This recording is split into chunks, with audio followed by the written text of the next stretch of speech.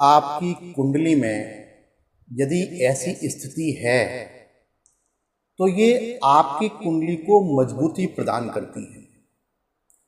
आप किसी ज्योतिषी के पास जाते हैं, किसी तांत्रिक के पास जाते हैं, सब लोग आपको डराने में लगे हुए हैं कि आपकी कुंडली में ये कमजोरी है, ये परेशानी है, आप ऐसा करेंगे, आप वैसा करेंगे, और घूम फिर कर बात आ जाती है पैसे देने की। और वो भी थोड़े बहुत नहीं, कोई 40,000 मांगने बैठा है, कोई 50,000 मांगने बैठा है, कोई 20,000 मांगने बैठा है। और वो गलत भी नहीं मांग रहे हैं, वो बिल्कुल सही मांग रहे हैं, वो अपना कार्य ईमानदारी से कर रहे हैं। आपकी कुंडली में कमजोरी है वो आपको बता रहे हैं, बस चतुराई इतनी सी है कि आपकी कुंडली में जो ताकत है वो आपको नहीं बता रहा। आज मैं आपको वही ताकत बताने का प्रयास करूंगा। आप इस वीडियो को पूरा देखिए। एक बहुत ही मन भावन कमेंट मुझे अभी कुछ दिन पहले मुझे पढ़ने को मिला। मेरे ही वीडियो में किसी व्यक्ति ने लिखा था और उसमें लिखा हुआ था, ये बाबा जी फ्रॉड है, फोन करो तो पैसे मांगता है। निश्चित रूप से मैं पैसे मांगता हूं। जब आप मुझे फोन करते हैं, मेरा समय लेते हैं, मुझसे सलाह लेते हैं, तो आपको मेरी एक निश्चित फीस देनी होती है। तो जब भी आप मुझे फोन करते हैं तो इस बात को मान लीजिए कि मैं आपसे पैसे तो मांगूंगा ही, इसमें कमेंट में लिखने वाली कोई बात नहीं। पर मैं इस व्यक्ति को धन्यवाद देता हूं कि उसने कम से कम मेरे इस वीडियो को देखा और मुझे कॉल भी किया होगा और फिर उसने नीचे कमेंट में लिखा। चलिए आगे बढ़ते हैं। देखिए, आप सबसे पहले ये देखिए कि आप किस लग्न के हैं। अब लग्न समझने के लिए जब आप देखिए स्क्रीन पर, जैसे कि आप ये कुंडली देख रहे हैं, इसमें जो ये बीच का ये वाला घर है जहां ये एरो दिख रहा है, ये लग्न भाव है। यहां पर एक नंबर लिखा हुआ होगा 1 से लेकर 12 तक। यदि 1 नंबर लिखा है तो आप मेष लग्न हैं और मेष लग्न के स्वामी मंगल होते हैं। यदि 2 नंबर लिखा है तो आपकी वृषभ लग्न है और वृषभ लग्न के स्वामी शुक्र होते हैं।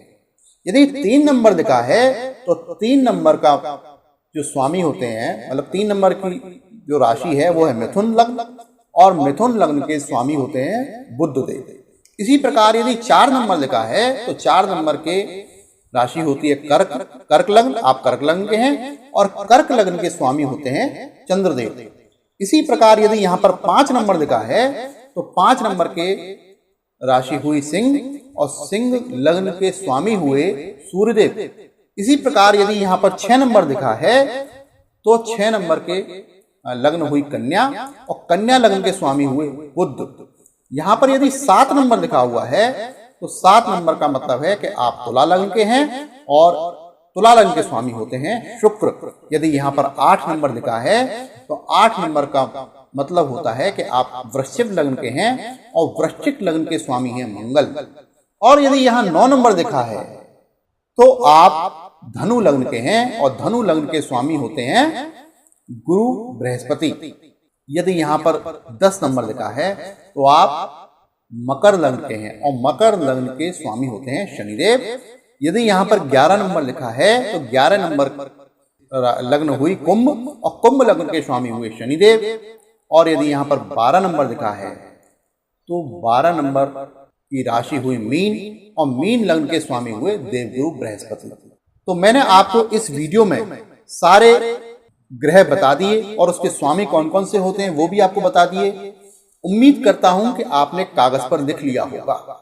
अब आप अपनी कुंडली को देखिए कि ये स्वामी आपकी कुंडली में कहां पर बैठे हुए हैं, चाहे कहीं भी बैठे हुए हैं। देखिए कहां बैठे हैं। और यदि ये जिस भाव में बैठे हैं उसी भाव में सूर्यदेव बैठे हुए हैं तो ये बात निश्चित मान लीजिए कि विपरीत से विपरीत परिस्थिति आ जाए उसमें भी आप जीत जाएंगे, उसमें भी आप जीत जाएंगे। यदि आप स्वयं को ही नष्ट करना चाहते हैं तभी नष्ट होंगे। आपकी कुंडली में ऐसा कोई दोष नहीं है जो आपको नष्ट कर सकता। अब आप कहेंगे यदि सिग्न लग्न की ही कुंडली हो तब क्या स्थिति बनेगी, क्योंकि सिग्न लग्न के स्वामी ही सूर्यदेव होते हैं। सूर्यदेव के साथ कौन बैठेगा? तो आप देखिए कि सूर्यदेव जहां बैठे हुए हैं क्या उससे अगले घर में शुक्र बैठे हैं? यदि उससे अगले घर में शुक्र बैठे हैं तो भी आपके लिए श्रेष्ठ है, तब भी आपके लिए बहुत बढ़िया है। ये आपको हर प्रकार से सुख प्रदान करेगा। हालांकि और भी ग्रह दशा ग्रह प्रभाव बने रहेंगे, लेकिन मौलिक सूत्र कभी भी अपना प्रभाव नहीं छोड़ते। आप तमाम प्रकार की परेशानियों में फंसेंगे, लेकिन फिर भी आप यहां से निकल आएंगे। मैं आपको एक उपाय भी बताने जा रहा हूं। यदि आपके घर में आमदनी की कमी है, सभी लोग रोजगार से परेशान रहते हैं, कभी किसी की नौकरी चली जाती है, कभी किसी की नौकरी चली जाती है, कोई ना कोई धन संबंधी समस्या बनी ही रहती है। तो इस पवित्र उपाय को करिए और अपने आप को भ्रमित मत करिए। जो मैं आपको उपाय बताता हूं, ये उपाय कार्य अवश्य करते हैं उन लोगों के लिए जो कोई ना कोई योग्यता रखते हैं। यदि आप योग्यता ही नहीं रखते तो इस उपाय का कोई लाभ नहीं है, क्योंकि आपके घर में आके कोई भी व्यक्ति आपको धन देने नहीं आएगा। आपको कुछ ना कुछ कार्य में तो पारंगत होना ही पड़ेगा। तो उपाय क्या है, इसको समझिए। एक बगीचे से, किसी भी बगीचे से, आसपास में देखिए कोई बगीचा हो, सार्वजनिक बगीचा हो, कोई पार्क हो जहां पेड़ लगे हुए हो, वो भी बगीचा ही हो जाता है। वहां से थोड़ी सी मिट्टी ले आइए अपने घर में, उसे गमले में रखिए। और किसी मंदिर से थोड़ी सी मिट्टी ले आइए, उसको भी अपने उस गमले में रख दीजिए। और किसी गौशाला से भी थोड़ी सी मिट्टी ले आइए, उसको भी उसी गमले में रख दीजिए। इन तीनों जगह से लाई हुई मिट्टी को आपस में मिला दीजिए। इसमें थोड़ी सी खाद वगैरह डालिए और यहां पर इस गमले में तुलसी का पौधा लगा दीजिए। और इस तुलसी के पौधे पर शाम को प्रतिदिन दिया जलाया करें, प्रतिदिन दिया जलाया करें। आप देखेंगे कि आपकी घर की नकारात्मकता बहुत जल्दी समाप्त हो जाएगी और सभी के काम धंधे उनकी योग्यता के हिसाब से चलने लगेंगे। अपने आप को भ्रमित ना करें।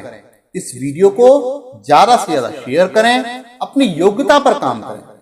और यदि आपको ऐसा लगता है कि आपको योग्यता की आवश्यकता है, आप धन कमाना चाहते हैं, तो आप मुझसे 5,900 रुपए में ऑनलाइन आप कैसे पैसे कमा सकते हैं ये सीख सकते हैं।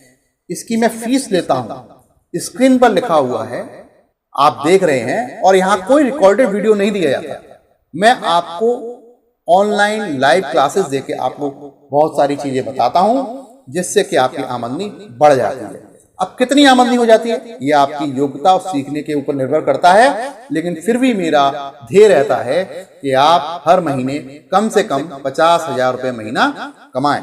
तो यदि आप किसी कर्ज के दलदल में फंसे हुए हैं और आप चाहते हैं कि हर महीने आपके पास घर बैठे ऑनलाइन काम करके 50,000 रुपए महीना आए, तो आप मुझसे ये 5,900 रुपए का कोर्स परचेज कर सकते हैं।